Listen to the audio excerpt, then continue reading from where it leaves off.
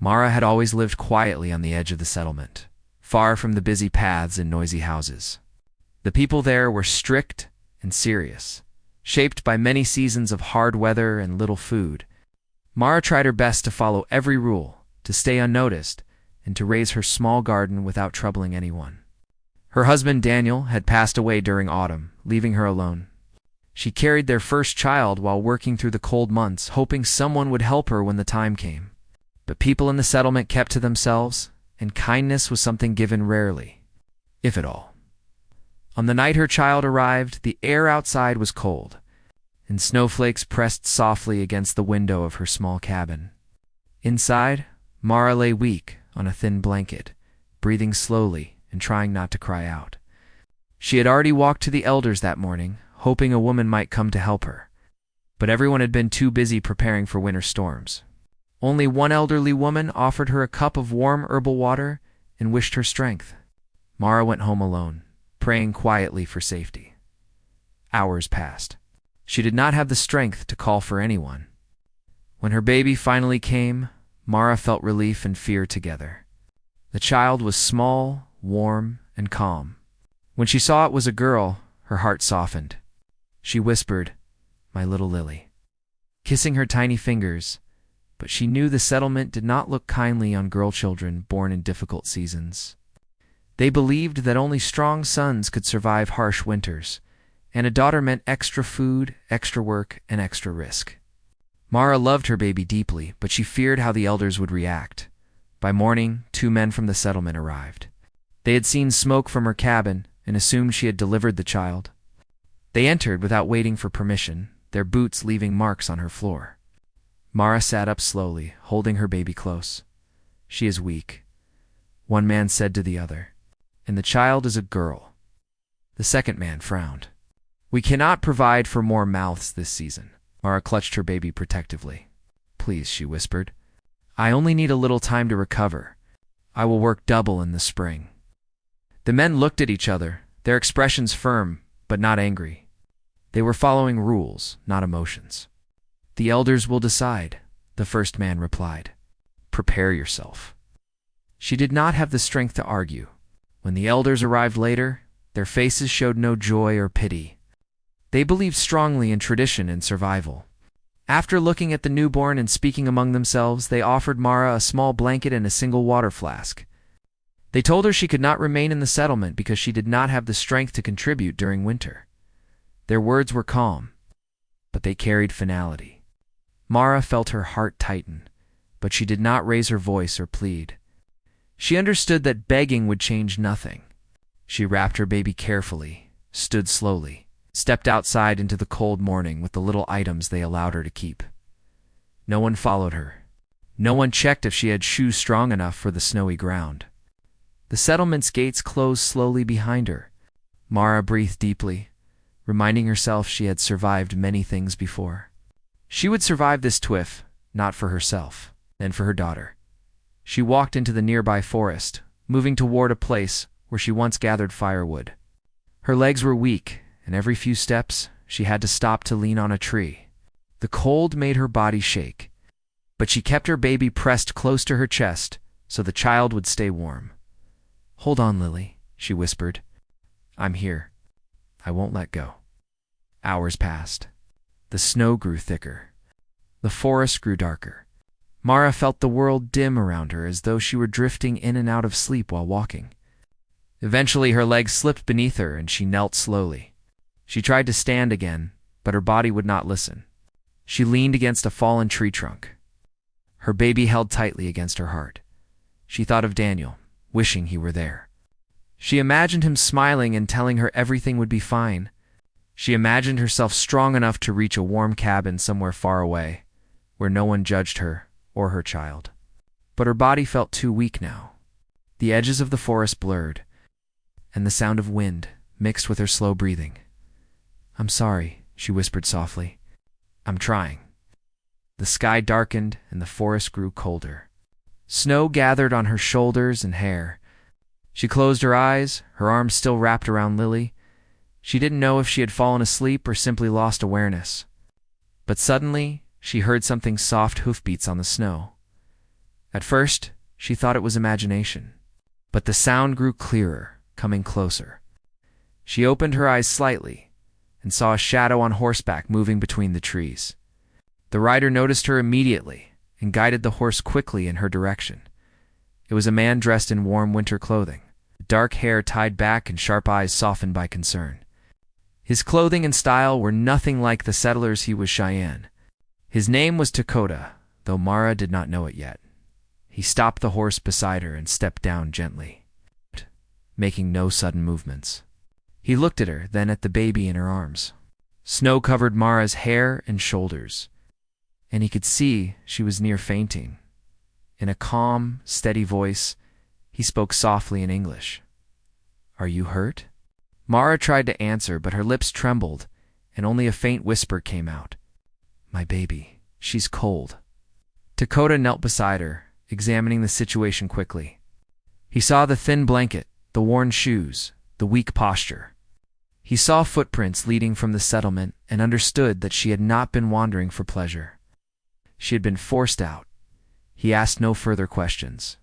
Instead, he carefully lifted the baby from her arms just for a moment, wrapping the child inside his own thick fur cloak. Then he gently supported Mara under her arms and helped her stand. She was too weak to walk, so he lifted her slowly, carrying her to his horse. He placed the baby securely against his chest, inside his cloak, then lifted Mara onto the horse's saddle and climbed up behind her.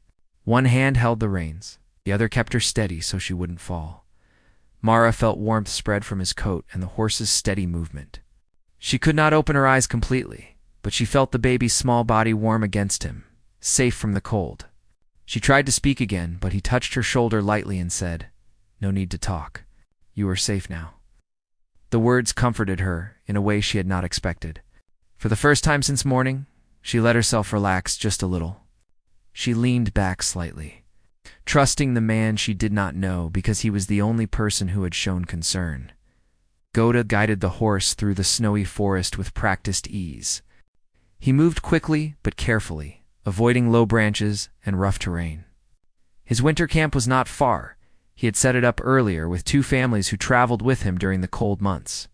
When he arrived, people in the camp looked up in surprise. They saw a weak woman and a newborn child, both freezing and exhausted. Without hesitation, the women hurried forward, helping Dakota lower Mara gently onto warm blankets inside a large winter lodge. Another woman took the baby carefully and placed her near warm stones wrapped in soft cloth. Dakota spoke to the group in his language, explaining what he had found. Their faces softened with understanding. In their culture, a woman carrying a newborn was to be protected, not judged. They saw Mara not as a stranger, but as someone in need. Mara drifted in and out of awareness as warm blankets covered her and herbal steam filled the air. She felt someone lifting her head to give her warm water. She felt gentle hands checking her temperature. She felt Lily's soft cry nearby, safe and warm now. Hours later, when the storm outside had passed, she opened her eyes fully for the first time. She saw a warm fire, soft blankets, and 3 women sitting nearby watching over her. She saw Dakota standing near the entrance, keeping guard. He turned to look at her, and his expression changed. He looked relieved. "How do you feel?" he asked quietly. Mara swallowed, her voice soft. I don't know where I am." "You're in my camp," he replied kindly. "You were cold and weak. Your child is safe. She is warm now." Mara blinked, her eyes suddenly filling with tears, not from fear, but from relief. No one had shown her such care in a long time. "Why? Why did you help me?" she whispered. Ta looked at her for a long moment before answering. His voice steady and sincere, because a mother and her child should never be left alone in the cold. "You were in danger. I could not pass by." Mara closed her eyes briefly, overwhelmed by the simple kindness in his words. She looked toward her baby, who was sleeping peacefully in a soft cradle made from woven blankets. For the first time since morning, she felt truly safe. Dakota stepped closer, his voice gentle. "Rest now. You are among people who will care for you." Mara nodded slowly. She lay back against the warm blankets, her body finally relaxing. She watched Tokuda for a moment longer, noticing the quiet strength in his posture, the calm in his eyes, and the respectful space he kept between them. Before she drifted into sleep, only one thought filled her heart. Someone had finally chosen to help her, not because they had to, but because they believed she deserved care, and that simple act changed everything. Mara slept through most of the next day, and for the first time in months, she slept without fear or interruption. The warmth inside the Cheyenne winter lodge felt like a protective blanket around her. When she finally opened her eyes, soft light filtered through the hide walls, and quiet voices whispered nearby. She felt comfortable, warm, and safe, things she never thought she would feel again so soon. Her first thought was for Lily.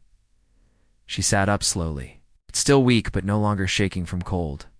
The moment she looked around, a Cheyenne woman named Niska approached her with a calm smile and pointed toward a small cradle set near the fire.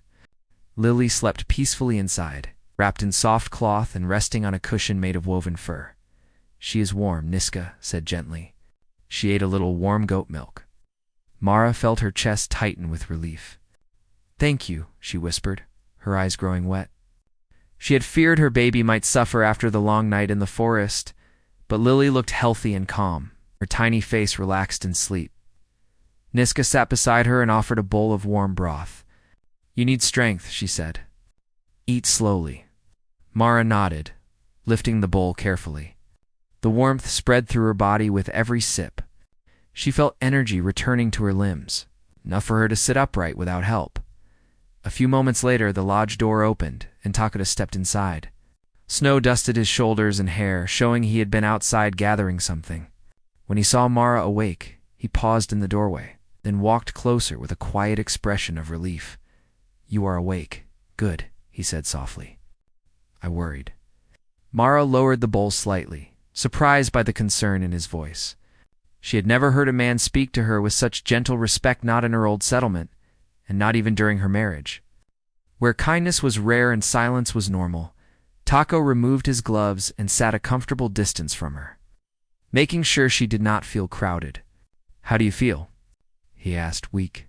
"But better than before," she said. "I cannot thank you enough for helping us." "Yes. You do not need to thank me," he replied simply. "You were alone with a newborn in the cold. Anyone with a heart would have helped." Mara lowered her eyes, remembering the settlement that had turned away from her. "Not everyone," she whispered. Dakota noticed the sadness in her voice, but did not press her for details. "Instead," he said, "you are safe here. No one will ask you to leave."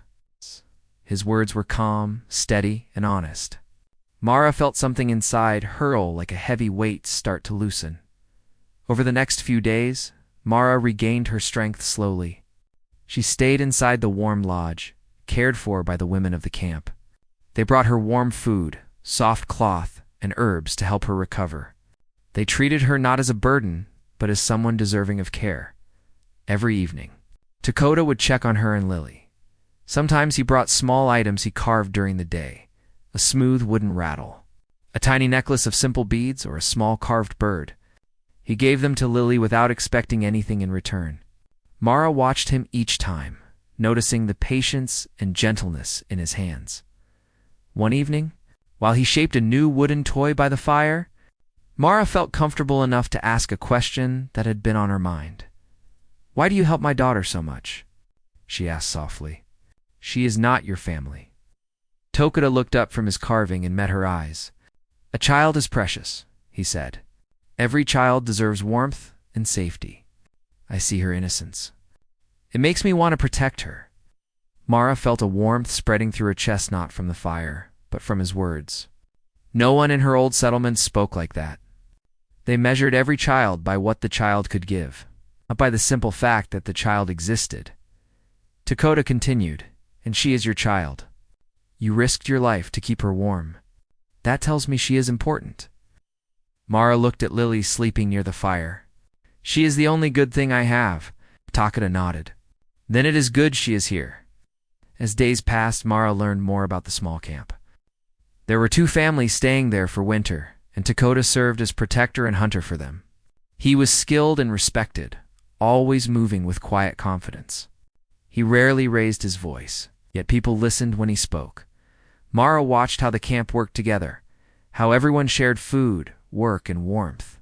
It was different from the settlement, where people lived separately and only helped one another when forced to. Here, everything felt balanced. Everyone took care of the land, and the land took care of them.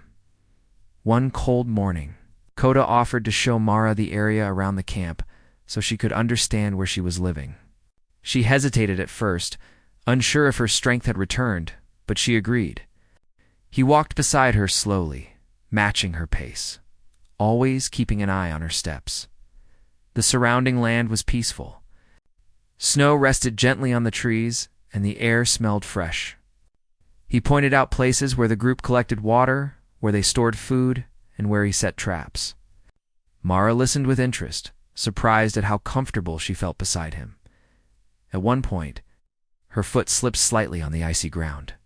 Before she could fall, Takuta reached out gently to steady her. His hand supported her elbow, and he let go as soon as she balanced again. "Are you all right?" He asked. "Yes," she said, a little breathless knot from the stumble. But from the sudden closeness and his quiet care, they returned to camp just as snow began to fall again. The wind picked up, and Mara shivered. Takuta immediately guided her toward the lodge, saying, "You should be warm." His tone carried no command, only genuine concern. Inside the lodge, Mara sat near the fire while the women checked on Lily. Takuta placed new firewood, then stepped outside again to prepare for the storm. That night, snow fell heavily. Strong winds shook the lodge walls, and the temperature dropped sharply. Mara stayed awake for part of the night, worrying about Takuta. She knew he was outside, making sure the horses were sheltered and the traps were secure. It surprised her how much she cared about his safety. Even though she had known him only a short time, when he finally entered the lodge late at night, covered in snow, Mara sighed in relief without realizing it. Takuta noticed and gave her a calm, warm look. "You are awake," he said quietly. "I was worried," she replied, then paused, realizing she had spoken without thinking. "I mean, the storm is strong." Takuta sat near the fire, warming his hands. "I am used to storms," he said, "but I appreciate your concern." Mara looked at him, surprised. In her settlement, no man ever spoke with such gentleness. She wondered how a stranger could feel more familiar than people she had lived with for years. The next morning, when the snow stopped, the camp returned to its usual routine. Mara helped the women with small tasks, washing cloth, arranging supplies, checking the baby's cradle. She was still weak, but working gave her comfort. It made her feel useful again. Takuta returned from hunting around midday with fresh food. The families praised his effort, and Mara noticed how they looked at him with trust. He was not loud or boastful. He simply did what needed to be done. Later, when he brought some of the meat to Mara, she thanked him quietly. He sat near her for a moment, watching Lily reach her tiny hands upward. "She is strong," he said. "Yes," Mara replied. "She is stronger than I am." Takuta shook his head. "You carried her, protected her, and walked through cold with no help. That is strength." Mara looked down, shy but grateful. She was not used to hearing praise. As weeks passed, Mara felt herself changing. She felt safer. She felt respected. She began laughing softly with the women during meals, something she had not done in years. She began walking outside more often, even helping with small chores. But most of all, she began noticing Takuta in a way she could not ignore. She noticed how he always placed wood quietly so he wouldn't wake. Lily. She noticed how he stepped in front of cold winds when Mara walked outside. She noticed how he kept a respectful distance, but stayed near enough to help if needed. One evening, when he brought her a small wooden carving shaped like a flower, he placed it gently beside Lily's cradle. "I saw this kind of flower near your old settlement," he said. "Maybe it has meaning for you." Mara touched the carving with her fingertips. It reminded her of Daniel, who once brought her the same flower from the field. She felt her eyes grow warm, but not from sadness, more from appreciation. "Thank you," she whispered. It is beautiful, Dakota nodded. I am glad. Their eyes met for a moment, quiet, warm, unspoken. It was the first time Mara realized how safe she felt with him. It was not the safety of walls or warm blankets. It was the safety of knowing someone cared not because they were told to, but because they chose to, that night as she watched Lily sleep. Mara felt something new in her heart, a sense of belonging she had never experienced before. She did not know what the future held, but she knew one thing with certainty. She and her daughter were no longer alone. Winter slowly loosened its hold on the land. The heavy snow began melting. Small streams of water ran beneath the trees, and the cold wind softened into a cool breeze. With every passing day, the world outside grew a little brighter. Inside the winter camp, life also changed. Mara grew stronger. Lily grew bigger, and Tokita watched over them with steady care. Mara often stepped outside now, carrying Lily wrapped in a soft cloth. She enjoyed feeling the gentle sunlight on her face, something she never had time to appreciate in her old settlement. The camp felt alive with movement, children running, families repairing tools, and elders preparing for spring travel. One morning, as Mara stood near the edge of the camp watching the snow melt, Dakota approached with quiet steps. He carried a small basket filled with dried berries and warm bread. He held it out to her with a friendly smile. "For you and Lily," he said. Mara accepted it gratefully. "You always bring us something," Dakota shrugged modestly. "It is no trouble. I want you both to be well." Mara looked at him, noticing how the sunlight softened the edges of his face. She felt comfortable around him now, comfort that came from trust, not from need. "You have already helped us more than I can ever repay," she said. Takeda shook his head gently. "There is no debt between us. You needed help. I gave help. That is all." Mara felt it was more than that. He had given her more than shelter. He had given her peace. Later that afternoon, one of the Cheyenne elders, named Ohanzi, gathered the people around a large fire. The winter camp was coming to an end. Soon, everyone would travel to the main village where spring planting would begin and families would reunite. Ohanzi spoke calmly. "When the weather clears, we return home. Each family will prepare their things. The travel will take days, but the journey is safe." Mara listened quietly, holding Lily close. She felt nervous. She had never been to a large Cheyenne village before. She did not know what the people there would think of her, a woman from another culture, carrying a newborn with no family left. What if they rejected her? What if they asked her to leave? Later that evening, as everyone returned to their tasks, Tokita noticed her quiet expression. He walked over and sat near her, maintaining a respectful distance so she would not feel pressured. "You look worried," he said. I don't know what will happen when we reach your village," she admitted. "I'm not one of you. Maybe they won't want me there." Dakota folded his hands thoughtfully. "My people respect kindness and courage. They will see both in you. You cared for your child even when you were weak. That is strength." Mara lowered her eyes. "But I have no family there." Dakota hesitated for a moment, choosing his words carefully. Family is not only blood. Sometimes it is chosen. Sometimes it forms when people walk the same path. Mara looked up, meeting his calm gaze. His words eased her heart, but fear still lingered, not fear of the Cheyenne people, but fear of the unknown future. 3 days later, when the sun warmed the land enough to travel, the camp began preparing. Blankets were folded, horses were fed, and supplies were packed. Mara helped where she could. Tying small bundles and checking Lily's cloth wraps, Tokita approached with 2 horses, one for supplies and one for travel. He spoke gently. "You and Lily will ride with me. The journey is long.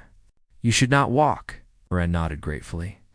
She lifted Lily carefully, and Tokita extended his hand to help her onto the horse.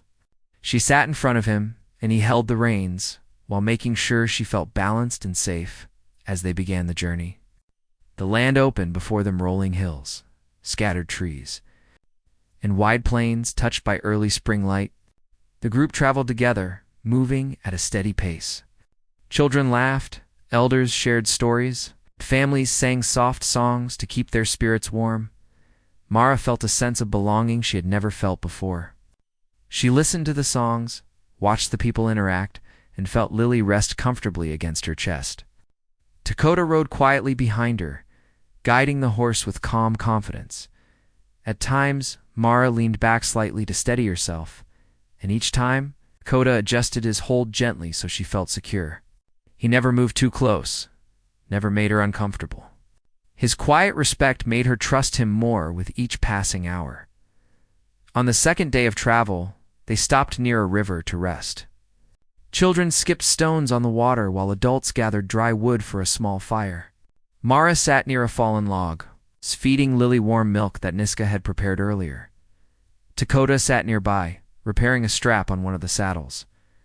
After a few moments of silence, he spoke softly. "I have been thinking," he said. "When we reach the village, you will need a place to stay." Mara turned toward him. "Do you think they will let us stay?" "Yes," he replied. "But you should choose what you want. You are free." His words surprised her. "Free," Dakota nodded. "You are not tied to any rule here. If you want to stay, you can. If you want to build your own lodge, the women will help. If you want to join a family, you can choose. And if you ever want to walk your own path, that choice is also yours." Mara stared at him. She had never been given choices before. In her old settlement, everything was decided for her.